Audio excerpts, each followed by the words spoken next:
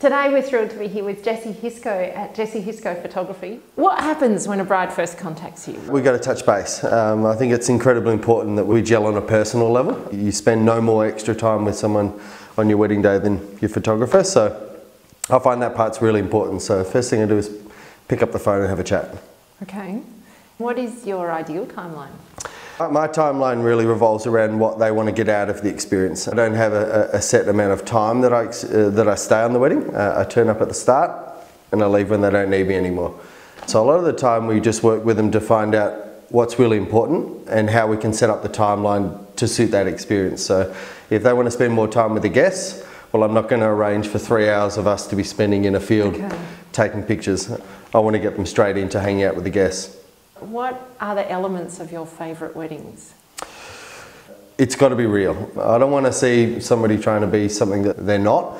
I don't want to see people copying other brides because they saw something on Pinterest and they thought it was really cool, but it doesn't really gel with their personality. Yep. So I do whatever I can to sort of break down some of those barriers that they might be putting up. To us, it's really important that the brides come out in a gown that suits their personality and it just oozes who they are. We try and do as much as we can in front of the mirrors. How do you draw their personality out? One of the easiest ways for me is an engagement session. I find there's no better way to find out what a person's like than just hang out. We do something that they would normally do without a photographer following them.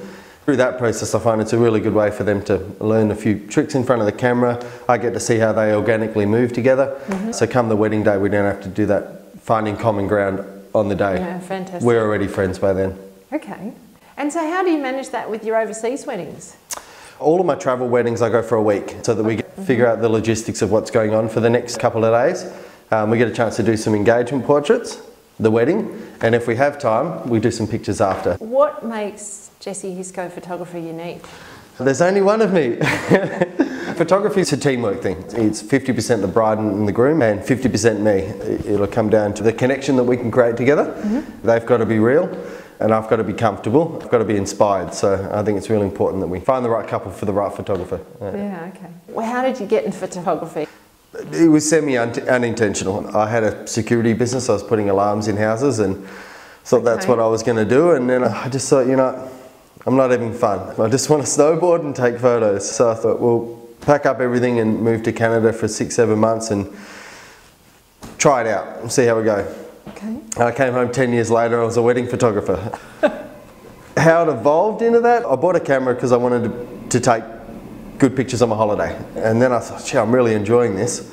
And then I thought, okay, well, I'm going to pursue photography, and I thought I'd be a landscape photographer. That seems fun, I get to see all these beautiful places. And I just felt that the one thing was always missing was people.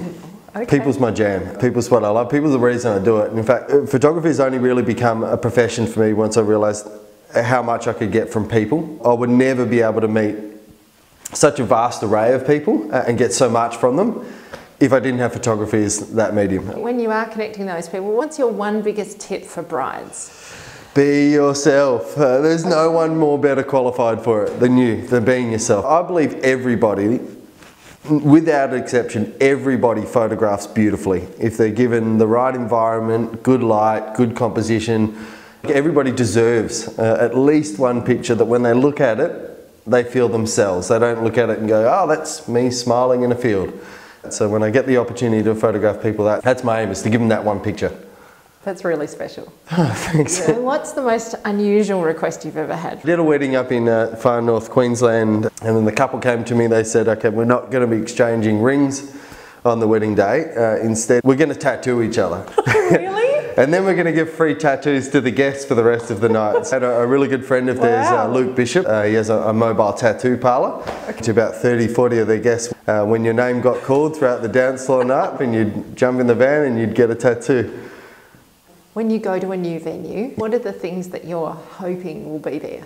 The only thing I'm really looking for is good light. As long as we've got good light, the couple's there, we get some genuine interaction, it really doesn't matter where we are. And what do you define by good light? Well, I mean, there's certain lights that I look for which are flattering on skin. I'm an available light photographer for the most part. There is a time and a place to use flash. But for the most part, I want things to be really natural. I want to keep the process really fluid. So I look for things like backlight, window light, shade. skylight. Once the sun's gone down, we get a little bit of residual light left in the sky. They're the types of lights that really are more flattering for my style of photography. I'm a hopeless romantic, and I've discovered over time that lots of us in the wedding industry are actually softies. Yeah. And I agree with that. What's your love story? Well, I guess I'll wind back a little bit. So I'm 35 this year, and I've been with the same girl since I was 11. Really? Yeah. Wow. We grew up in primary school in Adelaide. We've travelled a lot. We've been everywhere together. And so how did you meet? In fact, I threw her favourite backpack onto the basketball ring, and it got her attention. So yeah. I can't say it's anything crazy romantic because I didn't really know. I just wanted her attention.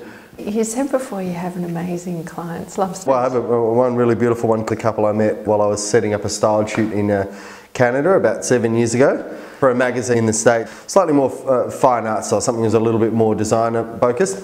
So I got a dress, a ring, and I got a ranch. And so we put this shoot together, but I still needed a couple. So I went to the closest town, which is Banff National Park. Okay. I found the closest couple that looked like they were still in their honeymoon stage. Okay.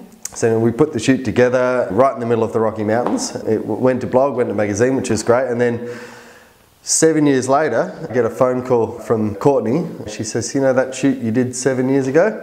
Well, we need you to do it again, but this time for real. Thank you very much for having us, Jesse. Oh, it's pleasure. Fantastic. My pleasure. Thanks for coming. If you'd like more information, please have a look in the show notes.